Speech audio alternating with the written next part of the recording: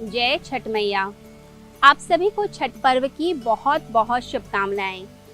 छठ पर्व एक महानतम तप जो वैदिक हिंदू संस्कृति का हिस्सा है। एक ऐसा तप जो विश्व के महानतम और कठिनतम व्रतों में से एक माना गया है।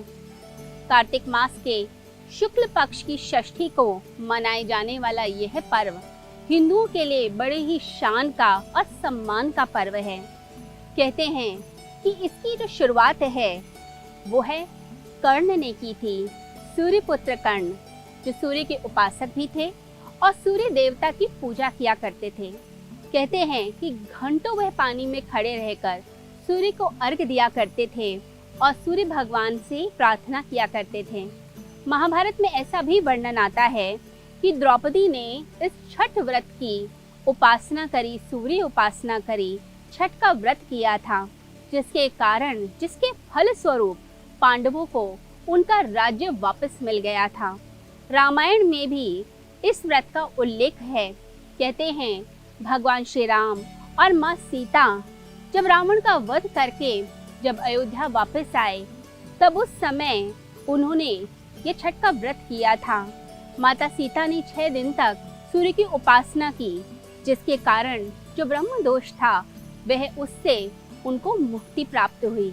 पुराणों में ऐसा भी वर्णन मिलता है कि राजा प्रियव्रत और उनकी पत्नी मालिनी की कोई संतान नहीं थी, तो कश्यप ऋषि ने उनसे कहा कि तुम यज्ञ करो, संतान प्राप्ति का यज्ञ करो। यज्ञ के बाद जो खीर प्रसाद के रूप में मालिनी यानी कि रानी को दी गई, उससे संतान की प्राप्ति तो हुई, परंतु वह जो बालक था वह मृत था। अब राजा जब शमशान की तरफ गया तो रोने लग गया। सोचा मैं बालक के साथ ही अपने प्राण त्याग देता हूँ, अब जीवन का क्या अर्थ रह जाएगा। तो कहते हैं कि माँ कात्यायनी, जिन्हें षष्ठी मैया या छठ मैया भी कहा जाता है, वह प्रकट हुई और उन्होंने राजा से कहा कि पूरी श्रद्धा के साथ तुम मेरी व्रत और उपासना करो, जिसके बाद तुम्हें पुत्र रत्न की प्राप्ति होगी और तुम्हारे सारे जो दोष हैं वह दोष भी मिट जाएंगे। तो राजा ने, कहा जाता है, बड़ी श्रद्धा के साथ छठ मैया की उपासना की, जिसके बाद संतान की प्राप्ति हुई। ये जो व्रत है ये कार्तिक मास की शुक्ल पक्ष की चतुर्थी से प्रारंभ होकर कार्तिक मास के शुक्ल पक्ष की सप्तमी तक चलता है। तो पहला जो दिन होता है उस दिन व्रती महिलाएं घर को पवित्र करती हैं, शुद्ध करती हैं, घर की साफ सफाई करती हैं और फिर बड़े ही सात्विक ढंग से भोजन पकाया जाता है। ये भोजन ज़्यादातर लौकी और चने की दाल को मिक्स करके एक सब्जी बनाई जाती है और भात या चावल के साथ इसको ग्रहण किया जाता है। तो पहला दिन बड़ा ही इम्पोर्टेंट होता है, बड़ा ही महत्वपूर्ण है। इसमें पवित्रता को धारण करते हैं। लोग कहते हैं कि उगते सूर्य को देखना चाहिए। लोग कहते हैं कि ब्रिटिश राज के अंदर कभी सूर्य अस्त नहीं होता था। ये सब बातें लोग करते हैं, परंतु हमारे देश के अंदर सूर्य को देवता माना गया है। सूर्य चाहे डूबता हुआ हो या उगता हुआ, हम दोनों तरह से ही सूर्य की उपासना करते हैं। तो पहले दिन जो है डूबते सूर्य की उपासना की जाती है और शाम को बांस की टोकरी में पूजा की सामग्री रखकर और साथ ही साथ व्रत का सामान रखकर भगवान सूर्य नारायण को अर्घ दिया जाता है। अर्घ में दूध और कच्चा दूध और पानी मिलाकर अर्घ दिया जाता है। इसके बाद अगले दिन सुबह सुबह जो है दोबारा से सूर्य भगवान के पास जाकर नदी के किनारे या तालाब में या पोखरे में खड़े होकर फिर से सूर्य भगवान को अर्घ दिया जाता है।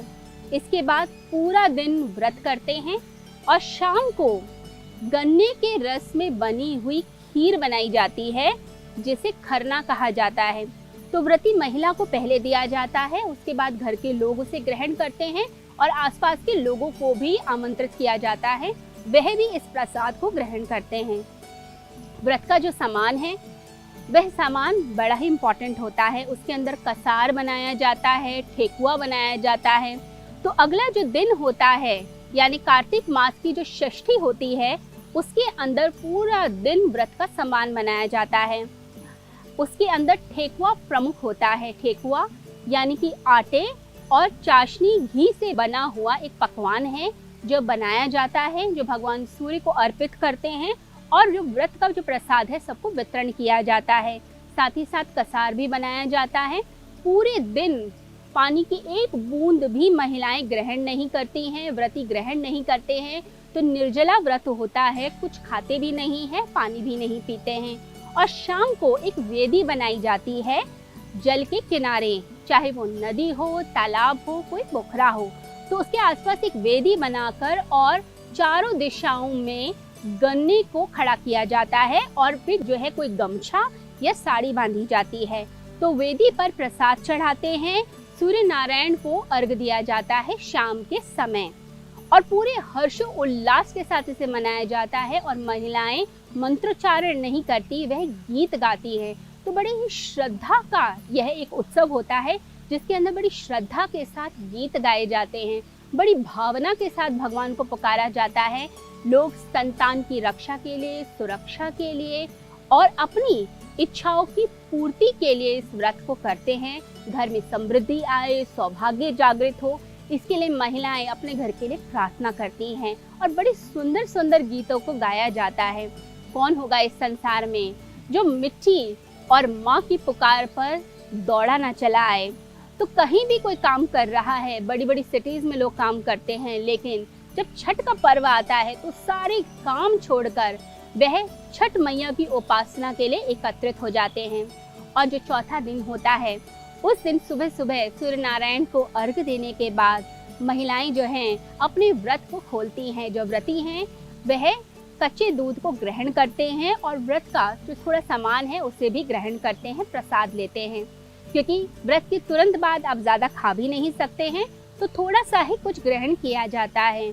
तो ये एक महानतम और कठिनतम व्रत है जिसके अनेक फायदे होते हैं। अगर आध्यात्मिक रूप से देखा जाए तो हमारे शरीर के सारे चक्र इस व्रत के बाद जागृत होने लगते हैं। सबसे ज़्यादा तो हमारा आज्ञा चक्र जो संकल्प का चक्र होता है। तो इतना संकल्प रखना, अपने परिवार के लिए मंगल कामना करना, दुआएं देना, गीत गाना और पानी की एक बूंद भी ग्रहण न करना, ये हमारे आज्ञा चक्र को जागृत करती है। कहते हैं कि उस समय कुछ ऐसी खगोलीय दशा होती है कि सूर्य की जो अल्ट्रावायलेट रेडिएशंस होती हैं, यानी कि जो पराबैंगनी किरणें होती हैं, वो उस समय ज़्यादा हो जाती हैं। तो जब हम पानी में खड़े होकर अर्घ देते हैं तब उस समय उन किरणों के दुष्प्रभाव से हम बचते हैं। साथ ही साथ व्रत के अंदर जो भोजन बनता है, वो सारा भोजन जो होता है वह बहुत कैल्शियम रिच होता है। तो कैल्शियम बॉडी को मिलता है और सूर्य जब उगता है और जब डूबता है उस समय विटामिन डी की मात्रा भी बहुत ज़्यादा होती है। तो विटामिन डी शरीर को मिलता है, कैल्शियम बॉडी को मिलता है और साथ ही बॉडी डिटॉक्सिफाई होती है। ये जितने व्रत कराए जाते हैं, तब कराए जाते हैं, इन सभी का साइंटिफिक महत्व है।